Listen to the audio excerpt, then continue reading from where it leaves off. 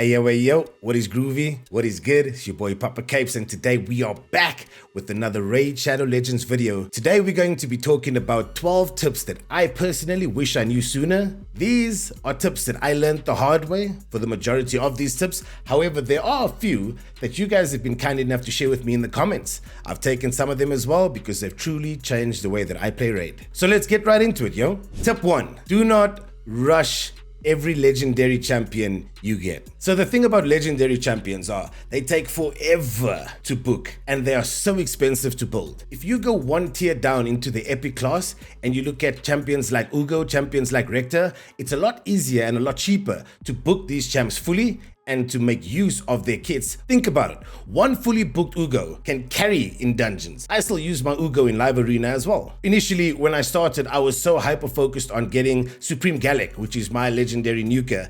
I was so hyper-focused on getting him booked and sleeping on my champions like Rector, like Ugo, like Fatman. And as soon as I fully booked Rector, and as soon as I fully booked Ugo, the progress that I experienced upon fully booking these two champions have been undeniable, and it's simply night and day. So instead of sitting on a legendary champion and waiting to book them, waiting to build them, waiting to afford, especially as a free-to-play player, waiting to somehow get your hands on all the resources needed to book these legendaries, do not sleep on the epic champions at your disposal that you can book that will change the way your account performs. And we can even go as far as another tier down from epic to rare. Book your Kales, book your starter champions if it's Kale. I only speak about Kale. Then you also get rare champions like War Maiden, rare champions like Apothecary, rare champions like Cold Heart. These champions are so easy to book. It is so cheap to book. So book these champions. Do not hyper-focus legendary champions in terms of booking. But I mean, you can see Rector, fully booked. This is a game changer right here. Ugo,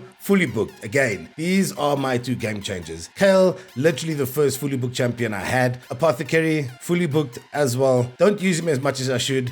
Diabolist, fully booked as well. So War Maiden, fully booked as well. So this just shows that you can make use of these champions depending on how you build them, but do not sleep on rares and epics whilst you wait until you get your resources needed to fully book your Lego. Tip number 2, be smart with the way you spend your resources, especially as a free-to-play player. These resources are few and far between. So every single thing you do in Raid has the perfect time to do it. Dungeon Divers event, cool, dump all your energy that you've saved. A summon rush, fantastic. Pull your sacred shards. A gear enhancement event, lovely. Upgrade all the gear that you've been wanting to upgrade during the event. There was just a CVC that just happened like 2 days ago, so I'm kind of going through a resource drought right now, but I'm already trying to stock up on resources once again. As you can see, we've got just one shard for now. Our forge, we literally crafted everything we had in our forge, from gear to relics. So we are rebuilding the resources so that we are prepared for the next CVC.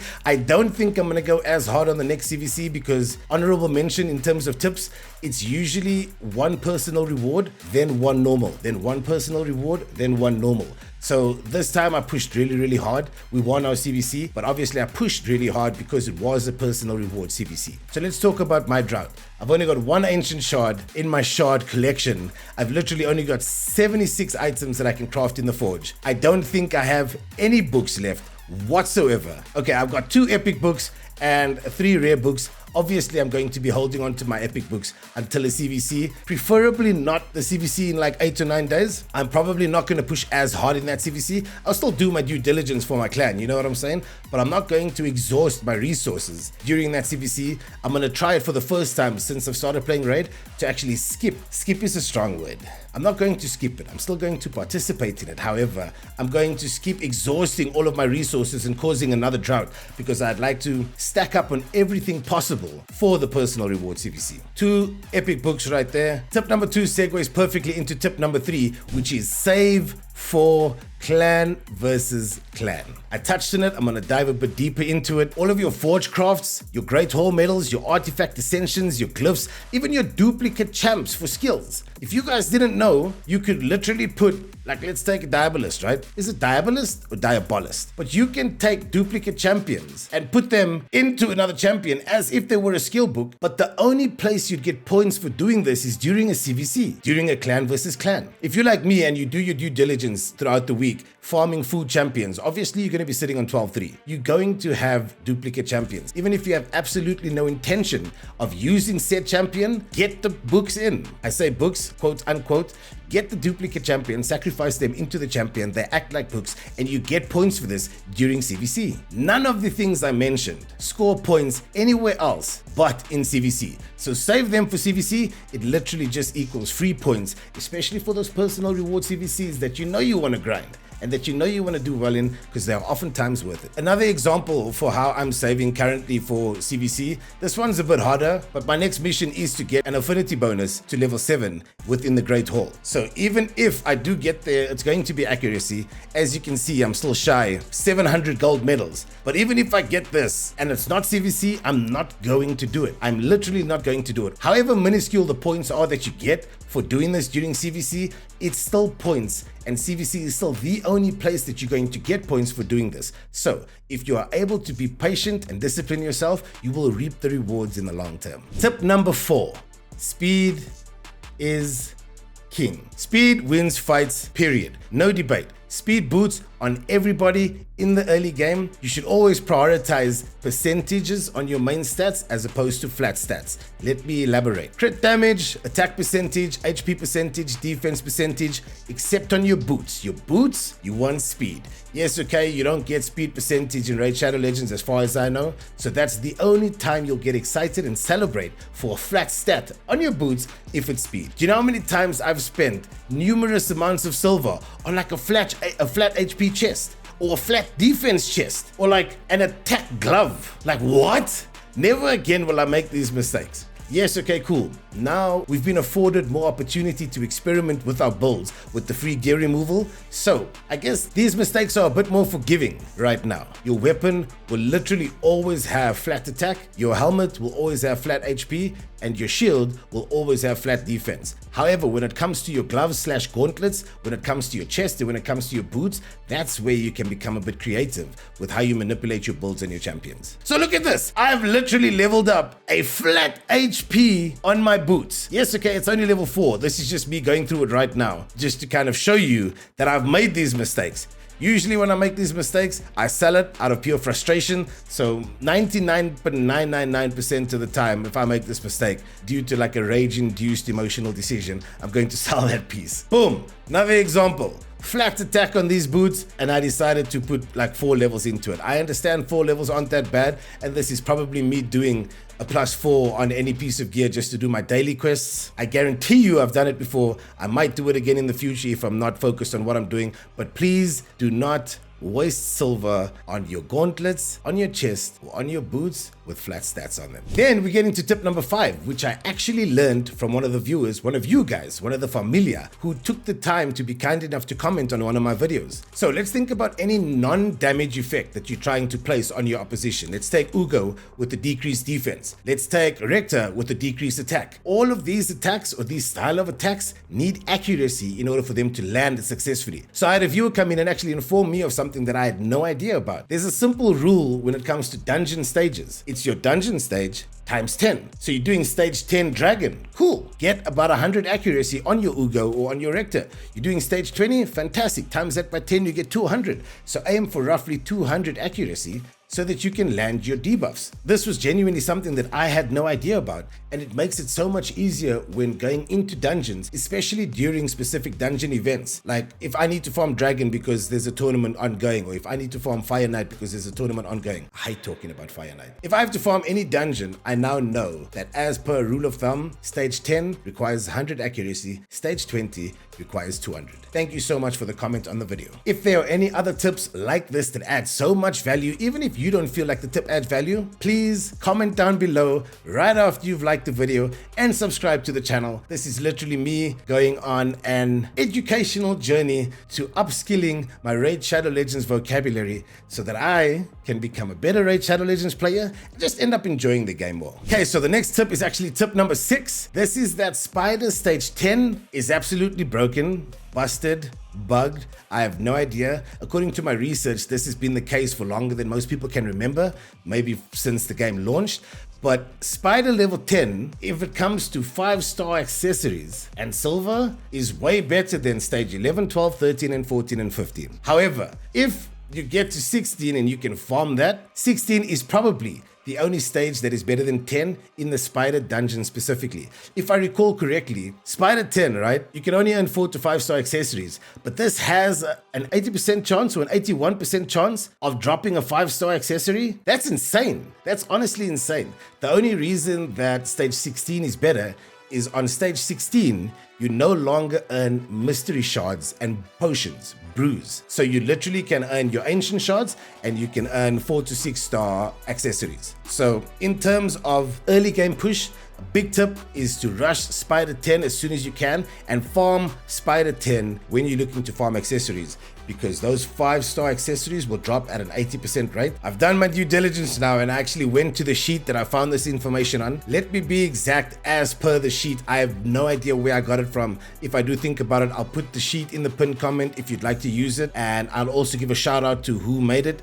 because I genuinely, right now, as of recording this, cannot remember. Stage 10 Spider has an 81.8% chance of dropping 5-star accessories. Stage 16 has a 52.03% of dropping 5-star, 39.8% of dropping 4-star, and 8.17% of dropping 6-star. However, 0% chance of dropping brews/potions and 0% chance of dropping mystery shards. Redundant resources, specifically the mystery shards, that will no longer drop, taking places away from the RNG of these better and higher quality resources dropping for you. Please let me know if you'd like for me to share this Google Sheet. On to the next tip we go. Do not sleep on normal modes of certain content within the game. Specifically, Doom Tower, normal. Specifically, Cursed City, normal. Honorable mention here, as soon as you unlock Cursed City, for some reason, who knows what reason, it starts it on hard.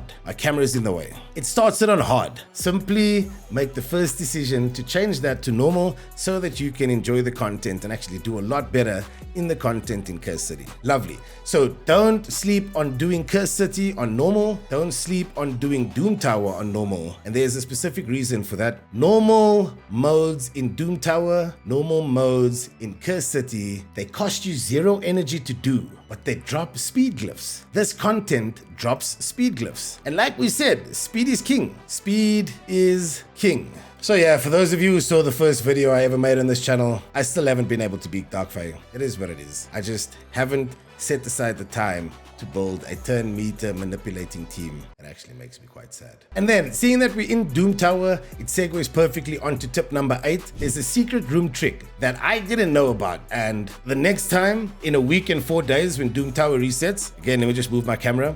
Doom Tower resets in a week and 4 days. So I'm going to actually try this because I only just acquired this information recently, like as of maybe 2 or 3 days ago. In Doom Tower, clearing secret rooms refunds extra silver keys. And the plan is not to waste them. So what I mean by that is, as you can see here, as a reward, you need a silver key to start them, but it refunds your silver keys and then some fragments. But what I'm saying, why it's actually valid advice and a valid tip that I've never known, is you need to wait until you reach a boss that you actually want to farm. Right? So let's say the boss that you want to farm is Scarab King, and you're looking for the resources that it provides so that you can craft specific gear in the forge. Before you get to Scarab King, do not waste the secret room keys. Do not even do the secret rooms, because then those keys will be wasted. Wait until you reach the boss, then clear all of those rooms. That'll mean more keys for more boss farming. It's that simple. On to the next tip we'll go. It's going to be a little tip about blessings. Blessings that I trust are going to be cruelty, they're going to be phantom touch,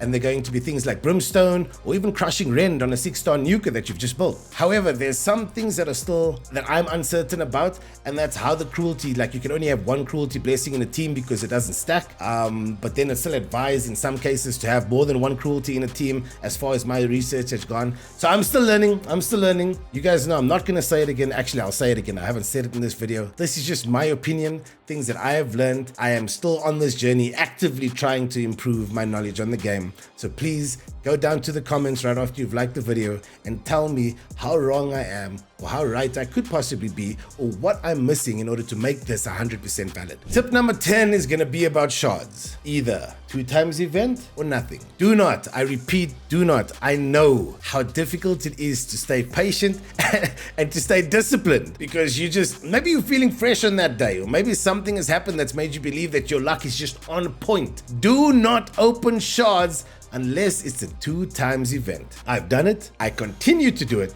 I did it before recording this video with a primal shard, because I just felt like, yo, I've just had 32 hours of no power. Surely I'm gonna have a little bit of luck on my side, right? Nope, wasted primal. Just remember, a 2 times event provides twice the odds, which in turn means twice the value that you could potentially get out of said shard. The only thing that'll make me open a shard outside of a CVC are 2 times events. 2 times events are literally, it goes hand in hand. It's like peanut butter and jam. It's like banana on pizza. I know some people might think I'm trolling, but that's my favorite pizza. So to me, banana and pizza just go hand in hand. Don't hate. On to tip number 11 swiftly before I get attacked. Free gear swaps are now a thing. Yes, I repeat, it could be old news to many of you.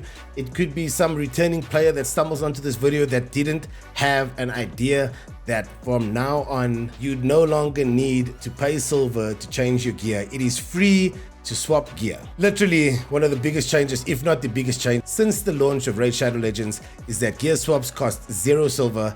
That means the freedom to test is abundant. Test, test, test, test. And if you're like me, the testing is where most of the fun is, and most of the frustration. But I've literally spent personally millions of silver testing sets versus stats. I actually made a video on the whole stats versus stats conversation or debate, and the video was a fail because I sold all of the gear that could have possibly made that video hit harder. However, I wasn't going to do this, but let me do this. Look at my Galek right now. It's got Righteous, Slayer, Stone Skin, and Pinpoint. But as you can see, I've learned. On my Galek, yes, okay, cool, there are stats, right? I just said stats. I just mixed stats and sets. Stats. Yes, you can see that there are sets on my Galek, but accuracy, only 1 piece. Regeneration, 1 piece. Savage, 1 piece. And this is the best build that I've found for my Galek. So this just shows that stats early to mid game are literally so much more overpowered than chasing sets on your champion builds. Last but not least, just wanted to highlight this one more time. Duplicate champions, especially your rare champions, can be used as books. I know I touched on it earlier when talking about CVC. Utilize these champions during CVC as books. Sacrifice them unless you have other plans for them, unless you're using them as food, whatever the case may be. But dupes of War Maiden, Aethel, or any other rares that you know you might use them as books, sacrifice them, do it during CVC because it just equals more free points. As you can see, I've got tons of Diabolist or Diabolist copies that I'm waiting for CVC. But yeah, I touched on it earlier. That'll be the last tip for today. So yeah, that's literally 12 rapid fire tips that I feel like if I knew earlier would have aided in my progress, would have aided in my enjoyment, would have aided in my lack of wasting resources, or my abundance of wasting resources, I might say, because I wasted tons of resources because I was unaware of these tips. Which one hit you the hardest? Which one can you blatantly remember learning? Which one can you blatantly remember if you had known this tip, it would have saved you resources, it would have saved you silver, it might have netted you some higher rarity champions because you would have waited to open your shards during the 2 times events, right? If you have a tip that you feel carries value and that you need the world to hear about, please comment it down below. I will definitely pin the best comment and test it out in the next video. So I encourage you, get involved, Joe. So yeah, those are my 12 tips I wish I knew sooner in Raid. Might not be the first time you've heard these tips. Most of them were the first time that I heard of them. So I decided if there's still people like me out there, players like me out there who have benefited from these tips, who am I to not share it with the world? Happiness is a choice. Kindness is free. Leave your mark, yo. Peace out.